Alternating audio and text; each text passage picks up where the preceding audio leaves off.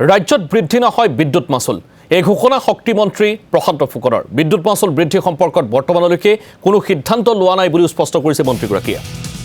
বিদ্যুৎ মাচুল বৃদ্ধিৰ প্ৰস্তাৱ নাই লোৱা বুলি ঘোষণা কৰিছে ইতি বিলৰ ক্ষেত্ৰত আপোনালোকক আজি কৈছোঁ যে আমাৰ কোনো ধৰণৰ ইলেক্ট্ৰিচিটি বিলৰ বিদ্যুতৰ মাচুল কোনো ধৰণৰে বৃদ্ধি নহয় এই কথাটো আজি আপোনালোকৰ জৰিয়তে সমগ্ৰ অসমবাসীক আজি আপোনালোকক কৈছোঁ বৃদ্ধি কৰাৰ ক্ষেত্ৰত আমাৰ আজিৰ ডেটত কোনো প্ৰাসংগিকতা আছে বুলি মই নাভাবোঁ তেনেকুৱা কোনো প্ৰস্তাৱ একো এতিয়ালৈকে হোৱা নাই কাৰণ মাননীয় মুখ্যমন্ত্ৰী মহোদয় এতিয়া বৰ্তমান বাহিৰত আছে আৰু এই বিষয়টোলৈ আমাৰ তেনেকুৱা ধৰণৰ কোনো চৰ্চা এতিয়ালৈকে হোৱা নাই আৰু ভৱিষ্যতে যদি হয় আপোনালোকে গম পাবই নিশ্চয় এইটো কথা কিন্তু এইটো কথা এতিয়ালৈকে তেনেকুৱা ধৰণৰ কোনো কথা অহা নাই আজিৰ ডেটলৈকে তেনেকুৱা ধৰণৰ কোনো আমাৰ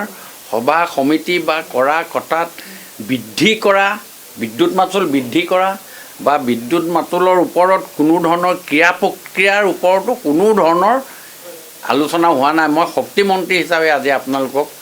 আজি অৱগত কৰাব খুজিছোঁ এনেকুৱা ধৰণৰ কোনো ব্যৱস্থা হোৱা নাই আৰু বিদ্যুৎ মাচুল বৃদ্ধি হোৱাৰ ক্ষেত্ৰতো কোনো ধৰণৰ ব্যৱস্থা নাই হোৱা এইটো কথা